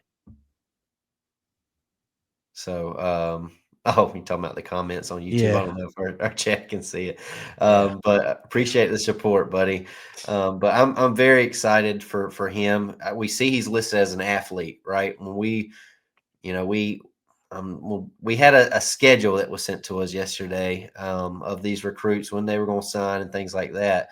He was the only one that UNC Football had listed as an athlete that if I remember. I think CJ was listed as an Oh, athlete. was he on there. listed as athlete? Okay. Yeah. So Yeah. be curious to see what position he ends up playing at the next level. But he's a dude that can do it all, in my opinion. Do we have video for him? Can I see if it'll work? I like his tape, man. This is one of the last guys that I'd watched film on. Watch how he goes up and gets his football. Just goes up and makes a play. He's a special talent, man. He's got a great great amount of speed on him. He's shifty. Is the video pause messing up on us? And I'm trying to figure out how many. Is this kind of like a smaller school? Did he went to a private school? Yeah, I believe so. I believe Yep. so. Yeah, there's like Yeah, 9 Winslow people sideline. Township. Yeah. Yep. No, he's a guy, another speedster, another guy that's quick with his feet. What I do like about him in his game is his footwork. I think he's got a great set of feet on him too, and a great set of hands. It'd be interesting to see, like I said again, with some of these guys that we've been able to get signed in this wide receiver room, just where they fit. I do think that Helton's a guy they label as an athlete. He plays just like one. I mean, he'll go up and make a play if needed. Yeah, after watching, I think everybody, like you said before, everybody in this receiver class brings something different to the game.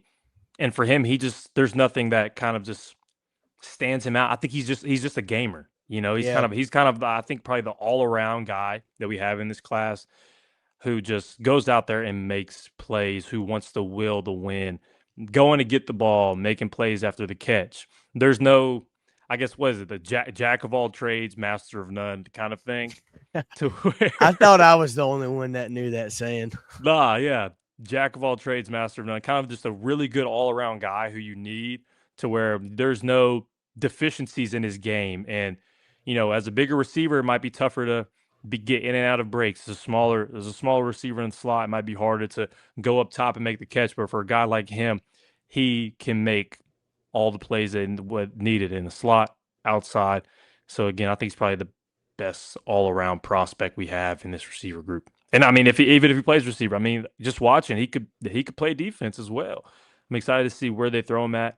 I do think Sadler, I think he'll definitely play receiver. I think that's where his calling card is on the offensive side and just for the team in general. But I think, like I said, well, Helton, he's just a gamer. You could plug him in on offense or defense, but I think he'll make a lot of good impact as well on the offensive side if he decides to stay there or if he gets put there. Yeah, good stuff there, man. Good stuff. So, anybody got any last thoughts on Helton before we move to the next guy?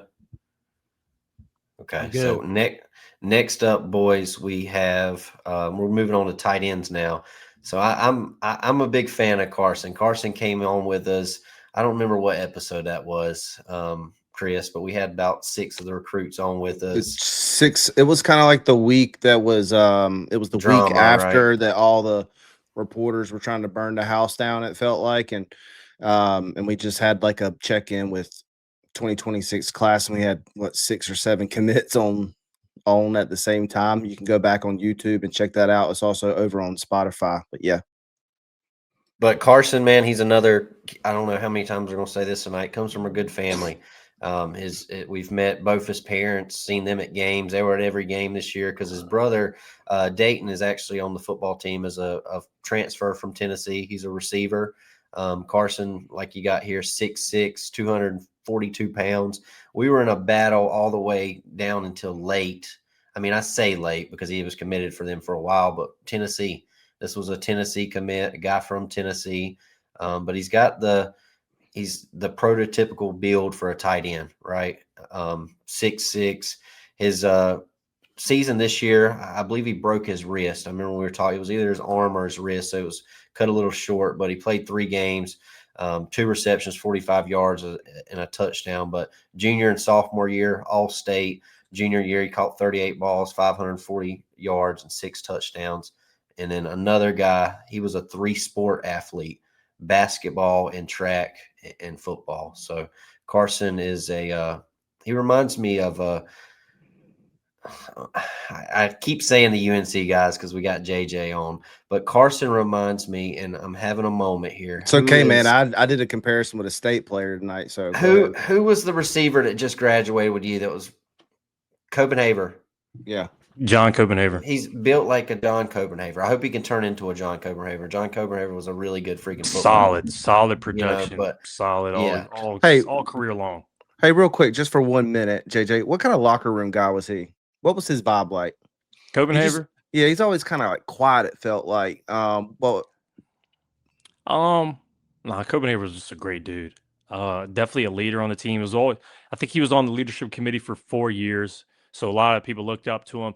Really, just a head down, get to work kind of guy, though. We had some leaders in there who talked a lot more, and then you had guys like Copenhaver and Amarion who really were just, I'd rather just work, I'd rather play, and like that's how I'm gonna do all my talking. But I mean, everybody in the locker room loved him. He was a great dude, and I mean, I think that's honestly a really good comparison. I know somebody in the chat said Bryson Nesbitt 2.0. I think that's a little bit of a stretch, but I think Copenhaver probably is the greatest UNC comparison, I believe. When you say a little bit of a stretch, are you just talking about from the way they move, or are you talking about from a talent standpoint? I think kind of both. I think, don't get me wrong, Snead is a great player who I think, Copenhaver is also an amazing player too. All ACC kind of guy. Bryson's more of a stretch the field tight end, receiving tight end. Bryson was, he's kind of the hybrid guy to where he's too big to play receiver, kind of too small to play tight end. And so you could throw him in the slot. I don't foresee throwing Snead into that slot role to where he can run the out and up, the post corners, double moves like Bryson could. But I mean, let's say like a wheel route, like a stalk and block wheel route, that might be his bread and butter, like Copenhaver had. But I just, in terms of just fluidity, that's what I'm talking about. Fluidity. Bryson was a lot more fluid than I guess normal tight ends. But gosh, I remember that catch that he had against Duke in the end zone. Crazy. Shout out to Bryson, man, still doing good. Still with the Vikings. Yeah. Proud of him. They need to give him a shot. The quarterback play looks terrible, but they need to give him a shot. Just throw it up, he'll catch it. Exactly. Whatever Brosmer did the other day was, I'm getting off topic. That it just really pissed me off watching that play. It was just so bad. We appreciate Ace over on YouTube bringing up Bryson Nesbitt there, and then Copenhagen as well. That was pretty cool. Talk about that a little bit, but I wanted to talk about this just very briefly. James makes a good point, and I wasn't going to talk about him. He was a 4-star when he signed with Carolina, but it wasn't until tonight that I was doing some work for this episode. I was like typing out 4-star for the bottom there, as you can see, it says 3-star tight end Carson Snead. And I texted our Tar Pit chat, and I was like, I thought Carson, I could have swore he was a 4-star, and I got thinking about it. And Trevor mentioned, I'm not so sure if it's so much of an injury that they dropped somebody, point wise.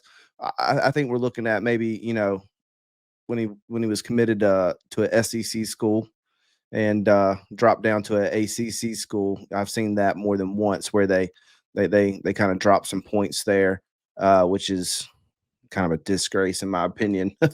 But anyway, just want to kind of highlight that. What's y'all's just very short thoughts around that? I mean, it's what they used to say, a Bama bump. You just commit to Bama, your rating go up. Your rating will shoot up real quick, and then you go wherever you want, and it'll drop back down. But I mean, I don't know. I've just heard it forever. That's why I brought that up, because you see it all the time. Maybe just SEC guys, they're way better at evaluating talent than everyone else, right? So who knows? Yeah. All right, let's go ahead and move on to the next one. A new Tar Heel, of course, officially, as of yesterday, but a flip, at the last minute over from Purdue, I believe it was.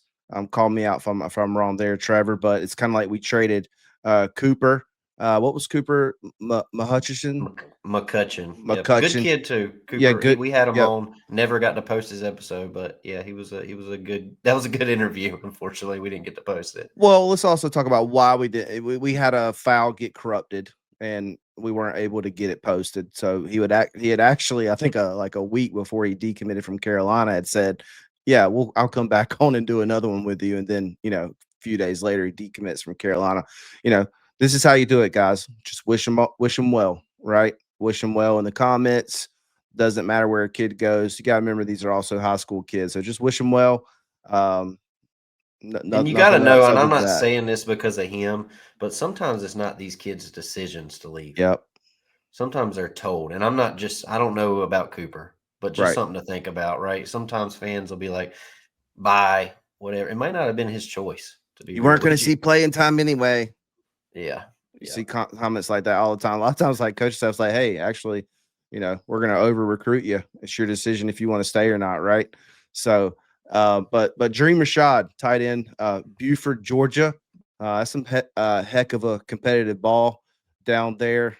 Sitting right around the same rankings as Carson is now at the 87, 86 mark. Another big kid, just like Carson. Let's see what Carolina's graphic had him at. And I know we got a lot of new people in here. So just pretty cool thing that Carolina worked with us and said it was cool that we used all these graphics for tonight. So that was cool on them to give us the approval for that. But 6'5", 222 pounds. I mean, just a big dude.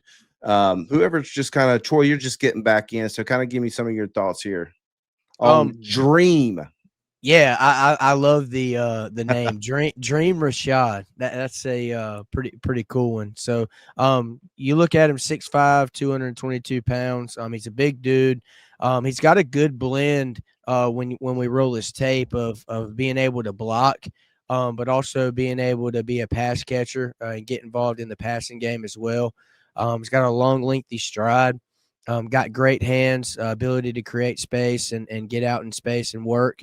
I would like to see him get a little bit better in the blocking game right here.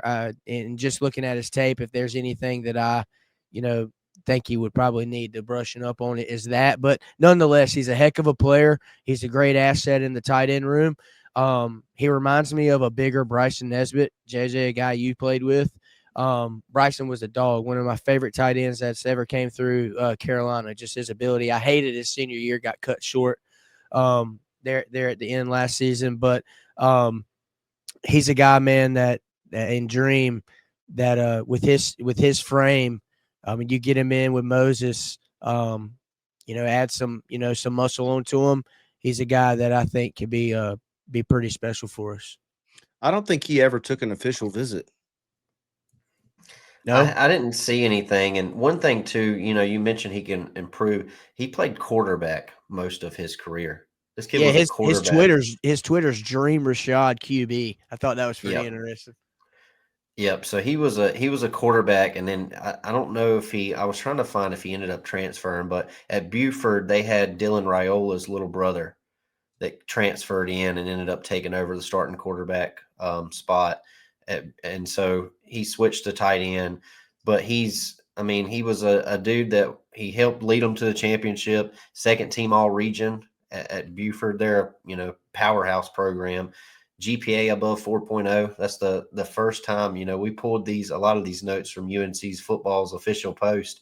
That's the first time I've seen the GPA mentioned out of any of these guys. So shout out to him for that. I'm sure they're all, very high, but I thought that was cool. I'm not throwing shots, boys. I'm just saying that was the first time they brought it in. You did hear what Mac Brown said, when he was first asked about Belichick, cut back on, helped him out academic wise. No, so these are all good kids, smart kids, but I thought that was pretty cool. Above 4.0. Shoot, a 3.2 is awesome. Yeah, that's high. I'm just what 3.2? Y'all don't want to know mine. I was a Carolina grad. I'm just JJ shaking his head. That's funny. That's really funny. But this kid, he was invited to the Under Armour game in 2014. Ended up going to the Army Bowl, U.S. Army Bowl. So I don't know a lot about his game as tight end, to be real with you, because there wasn't a lot of film. Because, like we said, he was a quarterback most of his career. But I'm excited to see what he turns into. I will say there's a lot of talent at his high school. So anytime you can get kids, I hope that, he's got good relationships with that high school. We get good relationships with that coach, bringing in former players. If you can recruit from Buford, Georgia, you're going to have some good football players on your team. All I'm saying is that he took an official visit to state, NC State, and he took an official visit to Purdue. And we don't have an official visit listed for Carolina on 247, and we still got him. Just saying that.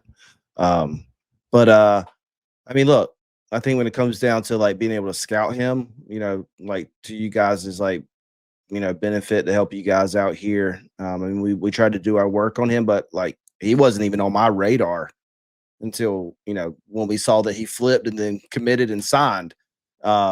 Didn't even have a graphic ready for him, honestly, a commit graphic. And just listen to this scouting report, high school athletic background on 247. Dream Rashad is a quarterback from Lawrenceville, Georgia. All right, Bro's boys. got to be a baller, though. I mean, like you said, he's from Buford. If you can play at Buford, then there's a high chance you play at P4 football. Anybody. That's one of those schools, right, too, that a lot of kids transfer, right, and move their whole families to go play ball there. Is that what you would say, maybe potentially too? Or I mean, they got a freaking $60 million high school stadium. Yeah, I was gonna Like, say their that's- stadium is better than some college stadiums I've seen. And Arch insane. Manning went there. If I'm not mistaken, didn't he? Nah, he would. It was Louisiana. Was yeah. he? He didn't go to Yeah. Buford. He would. I think it was like Newman. Newman. Yeah, That's yep. what it is. Yeah. Buford, Newman. They sound the same. not really. But we'll give it to you. We'll give it to you. New. Just saying. Whatever. I'm gonna have an asthma attack. Do we need to tonight, go boys. back to the GPA discussion? I'm just kidding. I love you, Troy. Man, Hey, Troy you know taking what? random shot. What? You the one graduated from UNC. I mean, I can't talk GPA with you Oh, or JJ. no. You wait to go to UNC later in life in like MBA school. They don't even ask you for your GPA. I don't know how that works. I did a year of college, buddy. Good point. I didn't know that. Yep, went a year of college.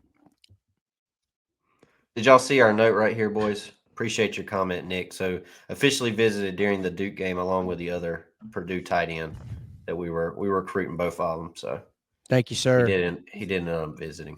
We appreciate you dropping that in the chat, Nick. Appreciate That you, wasn't buddy. an OV though. Just a regular like game visit. I think. I don't know. That I'm not sure. Maybe All right. Nick, you can chime back in here and let us know on that. Boys ready to transfer over. JJ, are you staying on the whole time or you need to hop out? It's totally up to you. No, man, I'm good. I'm Okay. good. Let's talk about the big boys. We over halfway there. Yeah, let's talk about the Gosh, big guys. I hope we're almost done. This is fun. It's I don't mean it's not fun. I'm just saying. Yeah, no, I know you didn't mean it like that. This is a group though that I'm excited about because I think this is where it starts, fellas. Trenches. It Okay. starts in the Thank you, trenches. Nick. And it was an official visit. So it was good stuff, Nick. Appreciate you. Appreciate Troy- you, Nick.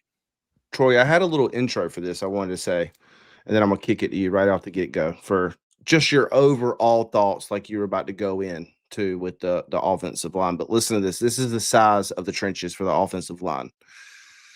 And we'll bring this up again to, Sunday night when we talk about the defensive line, and you can see what the Belichick staff, the identity that they were looking for in the trenches. 6'4", 340, 6'6", 315, 6'5", 310, 6'5", 295, 6'4", 291, 6'4", 290, 6'3", 280. It's clear as day what their mission is. Big bodies. And Yeah, lots of them. I mean, you could pull this from anywhere, basically, but shout out to Nonstop Carolina. I know he's a friend of the pods. Yeah. He just listed that out, and I bookmarked it the other day, and I was like, appreciate it. Basically, did the work for me leading up to tonight. So, but Troy, kind of give me your overall thoughts rather quickly on the offensive line, and then we'll jump into our first one, Will Conroy, which I'm really excited about. I think he's been way under the radar when it comes to, I mean, unfortunately, offensive linemen go under the radar, which is so crazy to me because they're one of the most, not one of, but like top 3, top 4 most expensive positions in the portal, right? From my research and understanding. And also he was a flip from Oklahoma. So he's definitely gone on the radar to when we're going to jump in, Will Conroy. But what's kind of your overall thoughts of the offensive line this year? I like, first off, I mean, how many guys did you just rattle off? 6, 7 guys. It's a deep signing class at the position. 7. Yeah, appreciate it, JJ. It was that's the first time that's ever happened on the podcast. Yep. I'm Gen Z. Leave it to JJ. Come on. Wait. I tried to let it slide earlier in the podcast. I was like, nah, I can't. This time I'm sorry. I still don't understand what that really means, other than it has to do with some type of song, maybe, that I thought. It doesn't mean anything. It's just, that's what it is. That's crazy. You know what I use it for is like ratio, like, you know what I mean, like 6, 7. Really, you know what I mean? But what's crazy is, did you see that and I don't want to get off on topic again. I have a tendency to do that sometime. But an interesting note is that I think it was the playoff committee chair was online, and somebody asked him about that, and he was like, 6, 7? Was so bad. It was 6, so bad. 7, does it really matter? And I'm like, yes, you're talking about the playoffs. It does matter, actually, if this records or whatever we're talking about. I can't remember why he said 6, 7. I was just like, what is happening right now? We are screwed if the commissioner is talking about 6, 7, and we're screwed too if 8 and 5 if Duke wins the. Never mind. This is not me throwing shade. I'm just saying an 8 and 5 team should not be in the playoffs. Are you asking me? Are you asking me for my overall thoughts? Yes, finally. All right, no worries. I was tuned in. I was locked in with what you were saying. Thank you. 6, 7. I started it. I like the depth at the position. You'll see in the film that a lot of these guys play sort of this in the same spots.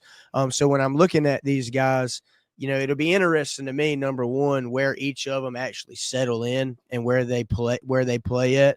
Because, you know, Carolina across the board this season had a tendency to play a lot of guys at certain different spots. And injuries played a factor in that too. But nonetheless, man, it starts up front, and we signed as many guys as we did for a reason. Offensive line is probably it takes the longest to see development across the board. For you to start seeing the fruits of your labor. There's a lot of technique that goes into offensive line. One thing that I will say about this class of Carolina players coming in is all of them seem to be pretty good technique wise. And from there, you can build off of that. You get in the weight room with Moses. You get into college shape.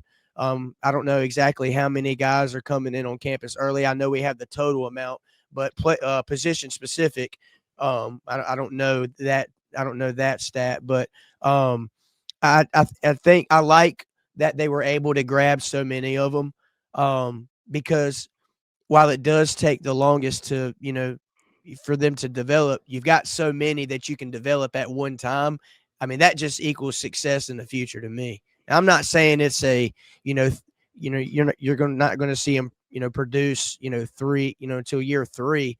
It's like you get some young guys involved early on in the year, you know, year 1, their freshman season, get their feet wet or whatever. Some of them are forced to play in higher snap counts. And then in year 2 is when you kind of see them start to make a jump. So it'll be interesting to see how they develop.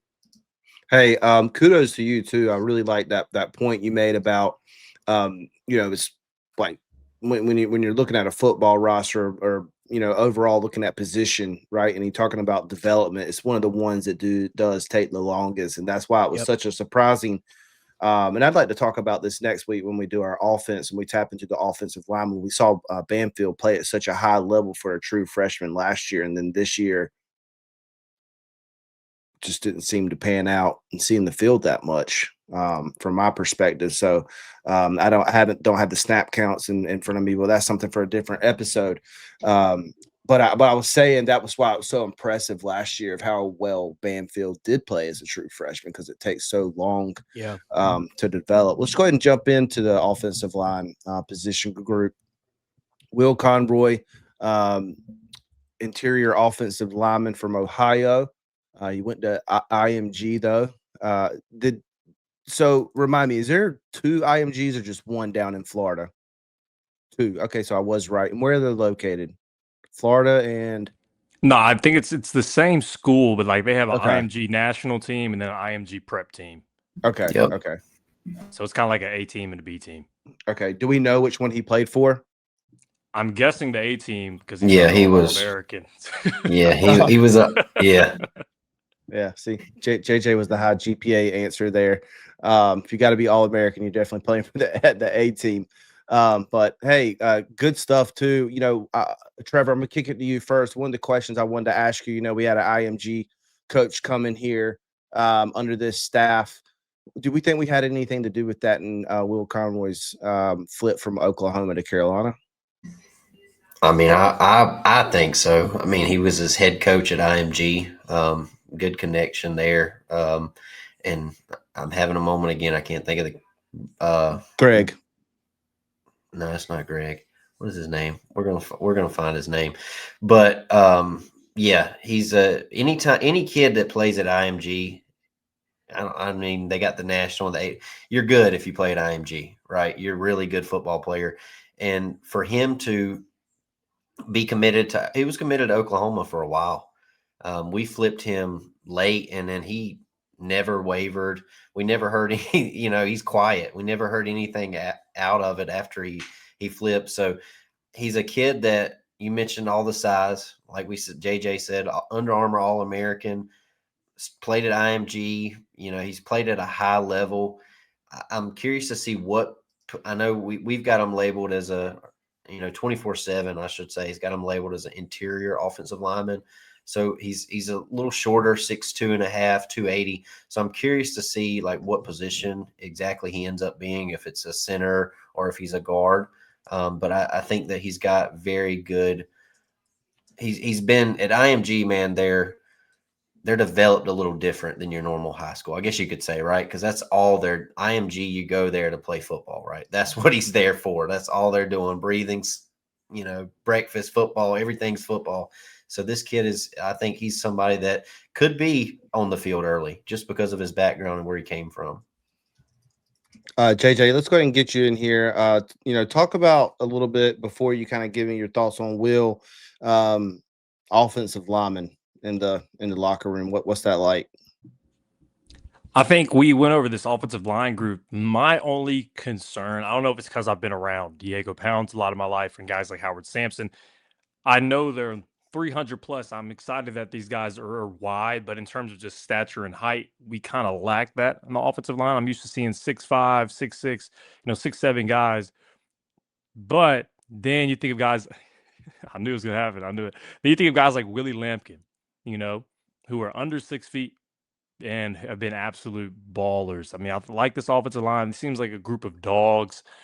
And like we alluded to earlier, it's kind of hard to, I guess, figure out the talent of offensive line. It takes a long time. It takes a while. It's honestly one of the hardest positions to, I guess, adjust to in college football is being an offensive lineman, because in high school, you can pancake as many people as you want, but it's kind of hard when you have a defensive lineman who's been there for 3 years rushing down your face with, college football experience, strength experience, all that kind of stuff. Pass rush. Yeah, like it's like I've talked to Diego and my other friends that played offensive line, and I'm just like, man, y'all getting hit every play. Like y'all's fingers getting broken. Like you get stepped on, you're getting hit. Like I couldn't imagine doing all that. But for these guys, I've watched some of their film, and they all look very solid. I'm excited about this group. I will say the one player I really like the best, and it might not because his film, is because of how good of a person he is.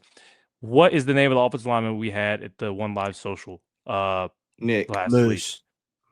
week? I like him. Nick. I like him a lot. He seems like a great player, also just a great person. And I know a lot of people have been trying to downplay how Belichick's staff hasn't been able to get good players or like great people, but this whole offense so far to me seems like very smart academically, on the off the field problems. They all seem like great people with great families. I just want to point that out. But like I said, this offensive line, they look like a bunch of dogs. A lot of Willie Lampkins I can see. Love it. I know you got to I hope head so. out. We could JJ. use a lot of Willie Lampkins. We could use a lot of Willie Lampkins. So I hope so. Thank you, JJ. Appreciate I it. know you got to head out. Any final thoughts? Nah, like you said, I really haven't been excited for a commitment class in a while. Like, I mean, even being a player, you look at the class. It's not like, oh, I don't want them to be better than me. It's like you want guys to push you, and especially just me being a receiver, I really like the guys they have coming in. The only thing I will say, unfortunately for Tar Heel fans, it's gonna be a lot of moving parts. We thought this year was a rebuild. I think next year might even be crazier. I know a lot of guys from my era aren't going to be there. But I really like this offense, and I'm excited to talk about the defense too, because I wanted to look at the secondary on the defense, and they have a lot of guys back there who I think will be playmakers immediately. But appreciate you guys for having me on tonight, man. So you're saying you're going to be here Sunday night at 9? Absolutely. All right, let's do it. Talk some defense. Appreciate you, JJ. Thank you, buddy. See you. See you. No, God! No, God, please, no! No! No! No! What's up, Tar Pit crew? Just want to hop in real quick and just say, man, we are super sorry of how the stream ended last night. Look, all I'm going to say is someone new to the party didn't exit the stream the correct way and accidentally hit the wrong button and shut us all down. Not going to name any names. J.J. Jones! But I think you can read between the lines of who that potentially was. But anyway, it's not that big of a deal because we love that guy. And look, we put up a tweet last night right afterwards. Here it is. Check it out. Give it a read. Let you have for about 30 seconds. So, look, there it is. Look, things happen. We're human, but at the end of the day, we're all Tar Heels. We're going to pick back right where we left off on Sunday night, jumping into the offensive lineman and then right into defense. So, look, we're excited to continue to break down this 2026 class. We think Belichick and staff did an amazing job bringing them all in. So, be back with us Sunday night at 9 o'clock. Until next time, go Heels. Hey Tar Pit crew, thanks for hanging with us today. Quick shout out. Today's episode is powered by Untapped Sports Network. Big thanks to them for the support. If you like this episode, do us a favor. Like it, drop a comment, and share it with a friend. That kind of support goes a long way in keeping the podcast rolling. Make sure you're subscribed and following the Tar Pit podcast on whatever platform you're listening on right now. And don't forget to follow us on social. We're on X, formerly Twitter, TikTok, Instagram, and YouTube. Just search the Tar Pit podcast and you'll find us. Until next time, go Heels.